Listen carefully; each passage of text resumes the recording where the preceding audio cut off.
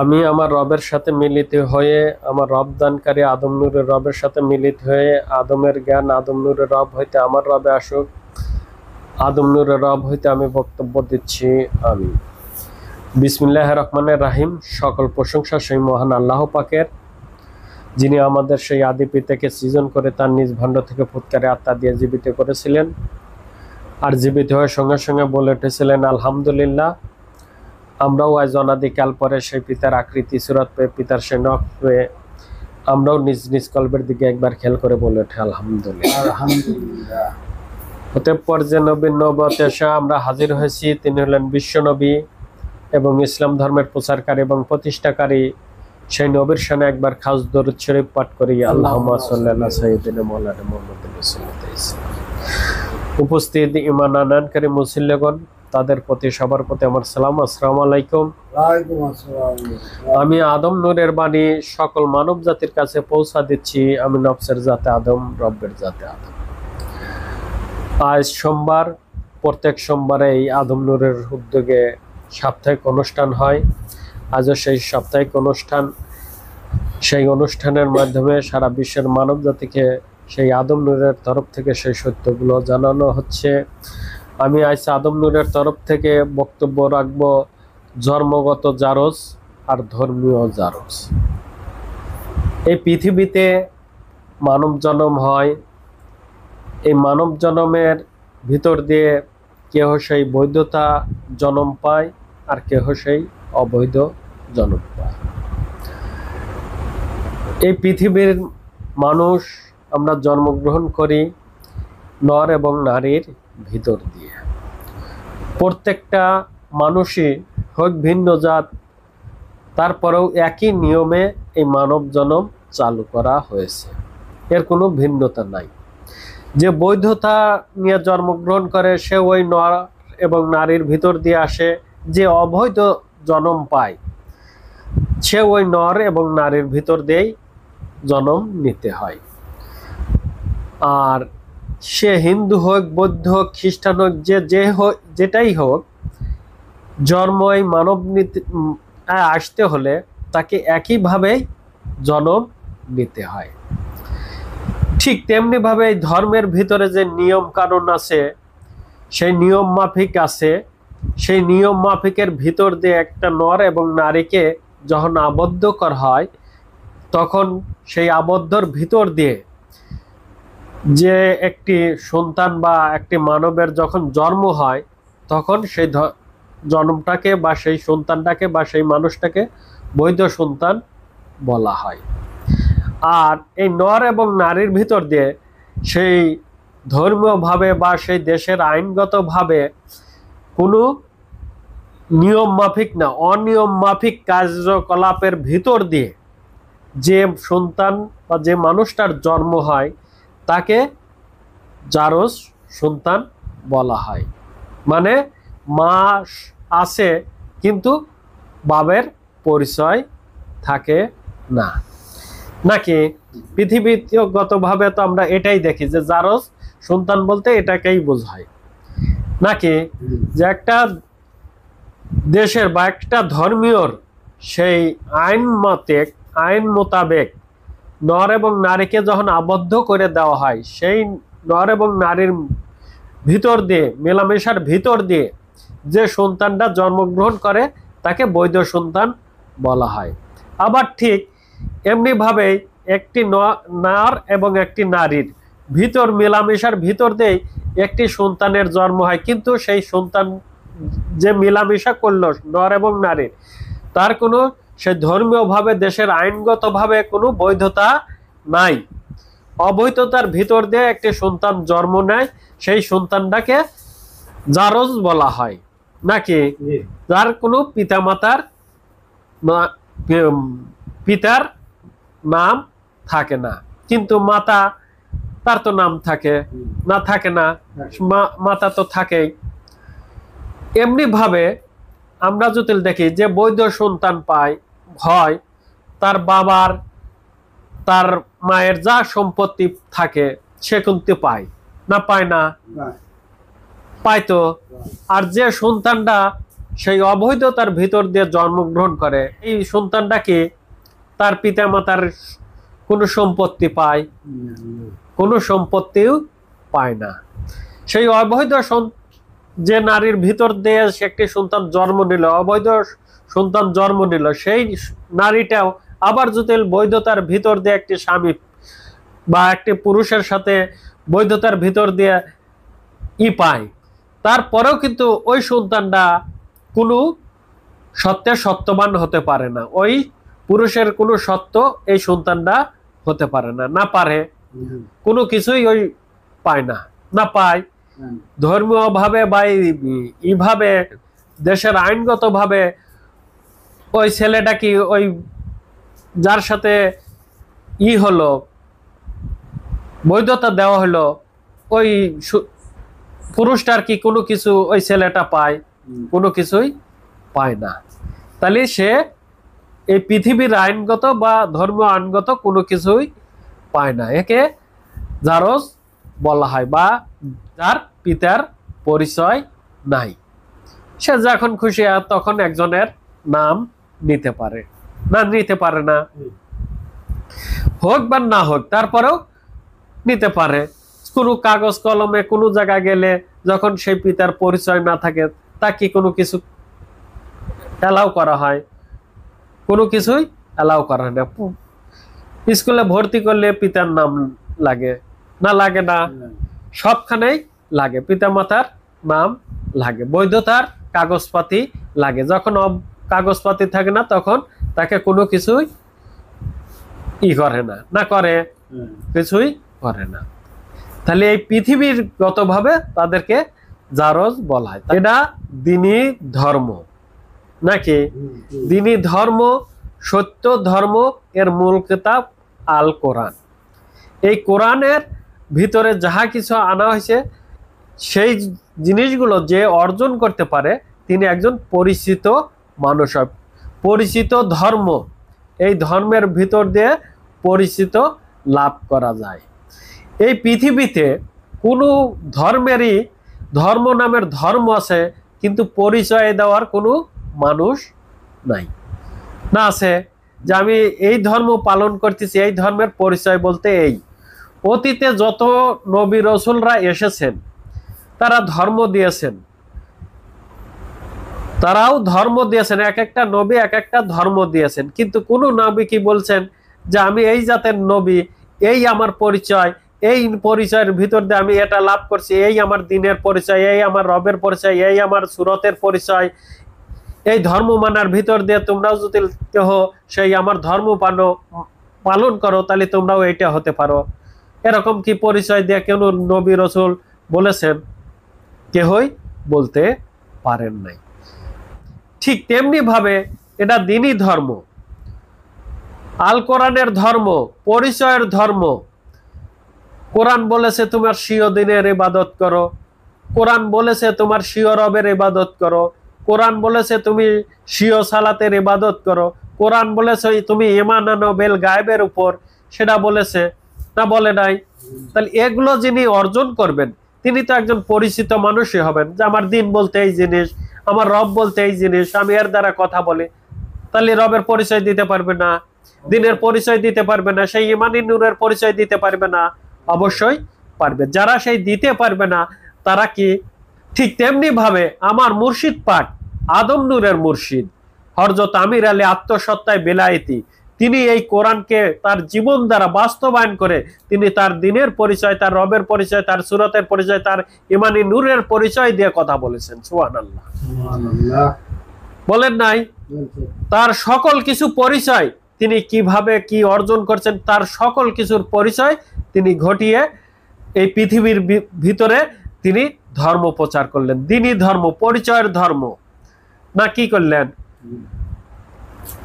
সেই যারা সেই ধর্ম পালন করবে, যারা সেই ধর্ম গ্রহণ করবে, তাদেরকেও তো দিন দিয়েছে, রব দিয়েছে, সুরতের সালাত দিয়েছে, এবং ইমানি নূরের উপর ইমান এনে দিয়েছে, না দেয় নাই?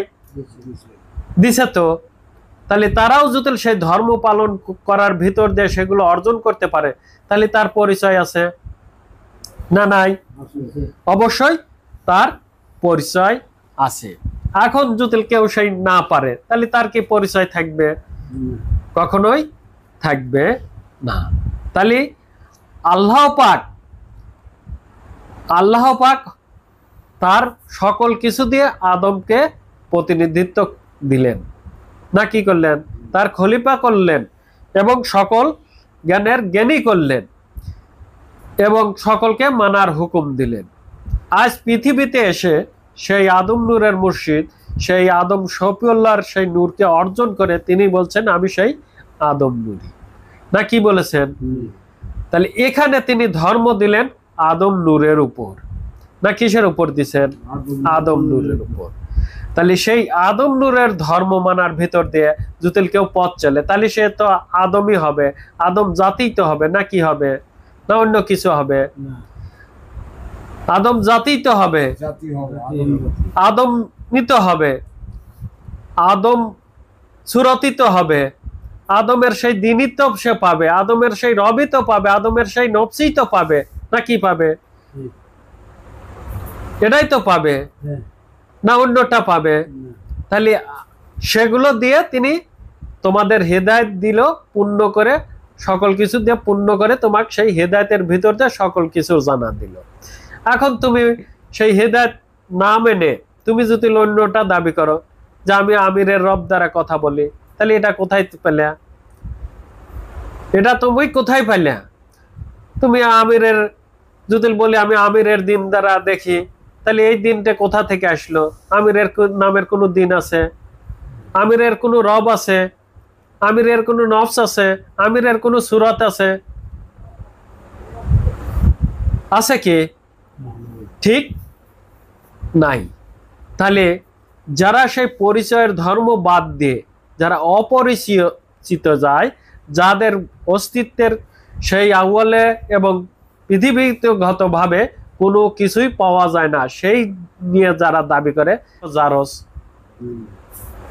নাকি যার পিতা তাকে স্বীকৃতি দেয় না, জারস, নাকি নাকি বলা হয় আমার মুর্শিদ পাক আমাকে তার বৈধ সন্তান হিসাবে তিনি স্বীকৃতি দিয়েছেন, সুবহানাল্লাহ, এবং বৈধতা দিয়েছেন বলেই তিনি আমার নাম ঘোষণা দিয়েছেন যে আমার তরফের হেদায়েত মোহাম্মদ জাহাঙ্গীর আলম দিতে পারবে। তোমরা হেদায়েতের যারা নিয়েছ কারো কাঁধায় কান না দিয়ে, ততদিন তোমাদের মসজিদ সুস্থ না হয় ততদিন তোমরা মসজিদের দিকে তাকা থাকো। আর যত সময় না আমি হিদায়তের কাজ করতে পারি তত সময় আমার বড় ছেলে জাহাঙ্গীর আলম ওর থেকে তোমরা হিদায়ত নিতে পারো বা দিতে পারো। কেউ যদি আসে বাইরে থেকে তাকে দিতে পারো। আমি এটা রায় করে দিলাম, আমি এটা রাগ ক্ষমতা দিলাম। তাহলে আমি তার স্বীকৃতি পেয়েছি না পাই নাই? তাহলে আমি বৈধতার ভিতর দিয়ে আছি। আমি যে আদম নূরের সন্তান, আমি যে আদম নূরের জাতি, এটা বৈধতা আছে না নাই? আর যারা সেই বৈধতা পায় নাই তারা বলে যে আমি আমিরের রব দ্বারা কথা বলে, আমিরের দিন দ্বারা দেখি, আমিরের ই দ্বারা চলি, নফসি জয় করেছি। আমির আলী বা আদম নূরি তাদের কি কোনো স্বীকৃতি দিয়েছে?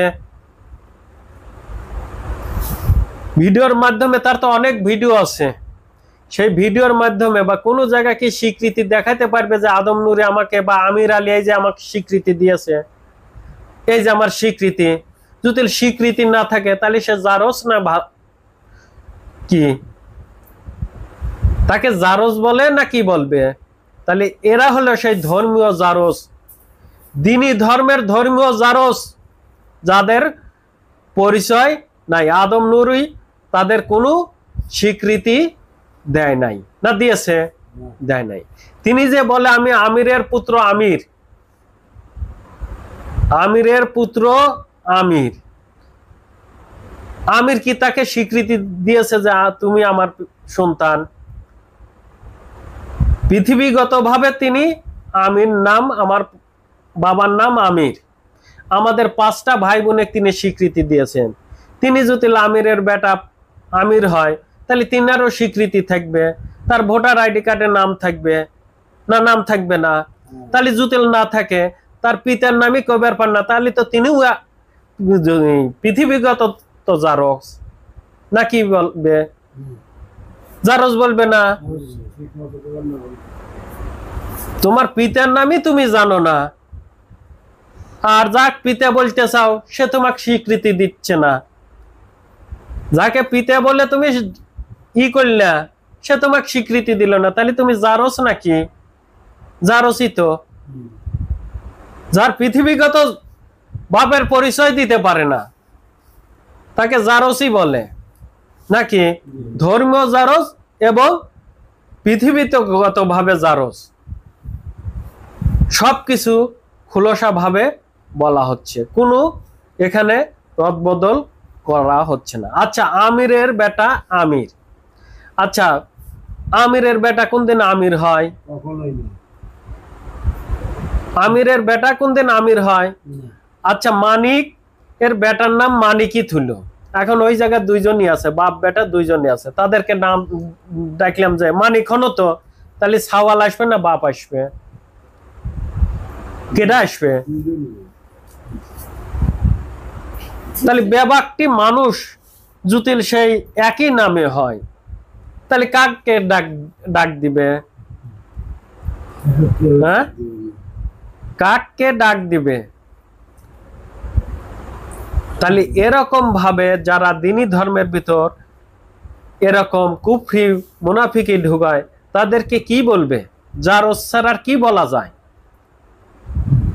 না কি বলা যায় বলেন আপনারা? যাদের পরিচয় নাই, যাদের সেই পিতা বলে ডাকে, তার সেই পিতা যাদেরকে স্বীকৃতি দেয় না তাদেরকে কি বলে? আর আমার স্বীকৃতি আমি ভিডিওর মাঝে মুর্শিদ পাক বলেছেন তার স্বীকৃতি দিয়ে দিছি, আপনারা ভিডিওতে আদম নূরের ভিডিওতে দেখবেন না? নাই? আছে তো। তাহলে আমি সেই বৈধ আদম নূরের বৈধ সন্তান, আমি সেই নফসের জাতে আদম, রব্বের জাতে আদম, আমার নূর পরিচয় আদম নূর, আমার সালাতের পরিচয় আদম নূরের সালাত, আমার দিনের পরিচয় আদম নূরের দিন, আমার রবের পরিচয় আদম নূরের রব, আমার সকল কিছুর পরিচয় আমি দেখিয়ে দিলাম। পারলি তোর পরিচয় তুই দেখাবে যে আমির বলতে এই জায়গাটা পেয়েছে, আমিরের এই এই জিনিস আছে নাকি? ঠিক না বেঠিক? তাহলে আমরা এই যে ধর্মের ভিতর মুনাফিকি ঢুকাচ্ছে, কাফিরি ঢুকাচ্ছে, আমরা যাতে এদের থেকে সতর্ক থাকি, আমরা যাতে আমাদের জীবনকে রক্ষা করতে পারি, সেদিকে জ্ঞানে বুঝে রেখে পথ চলি নাকি? ঠিক তো? আচ্ছা, আরেকটু কথা বলি যে আমরা অনেকেই আহম্মদিনের কথা নিয়ে, যা আমার বড় আপা বলল, এবং অনেক কিছু তারা পায়া গেছে, হয়েছে, বেশ হয়েছে, ভালো কথা। এই যে মানব জনম আনা হয়েছে, মানব জনম আনা হয়েছে একটা নর এবং একটা নারী থেকে নাকি? একটা নর এবং একটা নারী থেকে এই মানব জনম শুরু করা হয়েছে।